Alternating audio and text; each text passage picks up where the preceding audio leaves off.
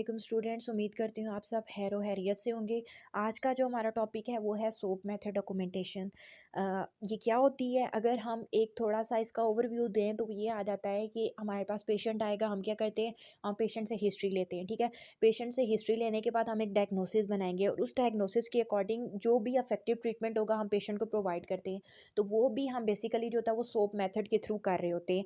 अब ट्रीटमेंट देने के बाद हम ये देखेंगे कि जब पेशेंट हमारे पास आया उसकी कंडीशन तब कैसी थी, जब हमने ट्रीटमेंट प्रोवाइड किया, ट्रीटमेंट प्रोवाइड करने के बाद की जो कंडीशन थी वो कैसी थी, उस चीज़ इन सब चीज़ों को डॉक्यूमेंट करने के लिए भी हम सोप मेथड यूज़ कर रहे होते हैं, डॉक्यूमेंटेशन के लिए भी। अच्छा, अब हम आगे इसके बारे में अगर डिटेल से बात करते हैं ना, तो वो ये आ जाती है कि जो हमारे पास सोप डॉक्यूमेंटेशन के अंदर एस होता है वो बेसिकली हम सब्जेक्टिव डाटा के लिए इस्तेमाल कर रहे होते हैं।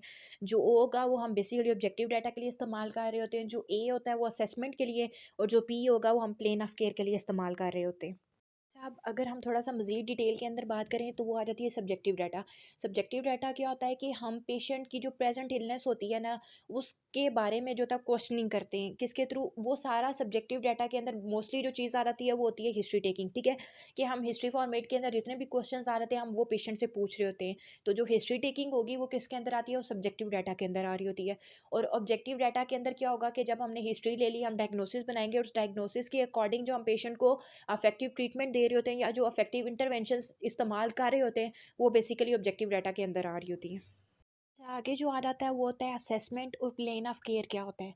असेसमेंट की हम बात करें तो हम इसके अंदर पेशेंट को असेस कर रहे होते हैं। फॉर एग्जांपल के तौर पर हमने पेशेंट को कोई ट्रीटमेंट प्रोवाइड किया, ठीक है, या कोई मोडालिटी लगाती हूँ मैं, ठीक है, जैसा कि मैंने टेंस लगा दिया, ठीक है, तो मैं ये देखूंगी कि क्या पेशेंट ने उस मोडालिटी या जो हम एक्सरसाइज करवा रहे हैं उसको टॉलरेट किया या नहीं किया। ये सारा कुछ जो होगा वो पेशेंट के असेसमेंट के अंदर आ जाएगा, ठीक है। और आगे जो चीज़ आ जाती है वो होती है plane of care. Plane of care के अंदर क्या होता है कि हम होम प्लेन पेशेंट को दे देते हैं, मतलब कि हम पेशेंट को जो भी हम एक्सरसाइजेस करवा रहे होते हैं हम पेशेंट को जो है वो सिखा देंगे ताकि वो आसानी से घर में कर ले। ये हमारे पास बेसिकली प्लेन ऑफ केयर के अंदर आ जाता अच्छा, है। फॉर एग्जांपल के तौर पर यहाँ पे मैंने एक केस लिखा, उसके मतलब सो मेथड के थ्रू डॉक्यूमेंटेशन जो की है ना, वो आपको एक एग्जांपल के तौर पर मैंने यहाँ पे बता भी दी। फॉर एग्जांपल के तौर पर यहाँ पे एक मैंने हिस्ट्री ली है।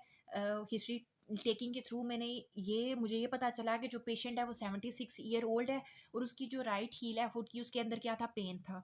अब जो ये सब्जेक्टिव के अंदर आ गया, जो हमारे पास बेसिकली ऑब्जेक्टिव डाटा के अंदर आएगा वो ये था कि हमने प्री ट्रीटमेंट ये देखा कि पेशेंट की रेंजेस कितनी थी और उसको पेन था या नहीं था, ठीक है, कितना पेन था बेसिकली, ठीक है। अब इंटरवेंशन के अंदर मैंने क्या की, मैंने जो होता है ना, सबसे पहले तो हमने टेंस लगाया, ठीक है, काफ मसल्स के ऊपर जो होता है इलेक्ट्रोड प्रेस किए हॉरिजेंटली, और साथ ही जो होता है क्रॉस की डायरेक्शन में मल्टी चैनल हमने।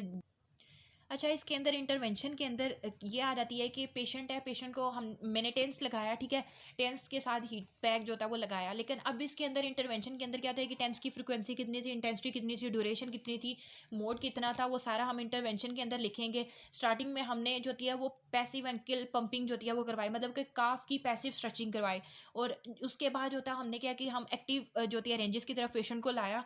और ये लाने के बाद जो होता है ना, आगे पोस्ट ट्रीटमेंट मैंने ये देखा कि क्या जो पेशेंट को पेन था वो कम हुआ या उसकी रेंजेस जो होती हैं वो इंप्रूव हुई या नहीं हुई। उसके बाद आगे जो चीज़ आ जाती है वो होती है असेसमेंट। असेसमेंट के अंदर क्या है कि जो हमने टेंस या हीट पैक लगाया था, क्या पेशेंट ने उसको टॉलरेट किया, या किसी भी तरह की उसको कोई भी स्किन इरिटेशन या बर्न वगैरह नहीं हुआ या नहीं हुआ, ठीक है। ये इसके अंदर हम बेसिकली चीज़ें असेस कर रहे होते हैं। उसके बाद plane of care. Plane of care के अंदर क्या आ जाता है कि इसी पेशेंट को मैंने कुछ एक्सरसाइजेज जो होती हैं वो हमने सिखा भी थी कि आपने ये एक्सरसाइज जो होती हैं वो घर पे आपने परफॉर्म भी करनी है। तो ये हमारे पास बेसिकली प्लेन ऑफ केयर के अंदर आ जाता है। Okay, thank you for watching this video.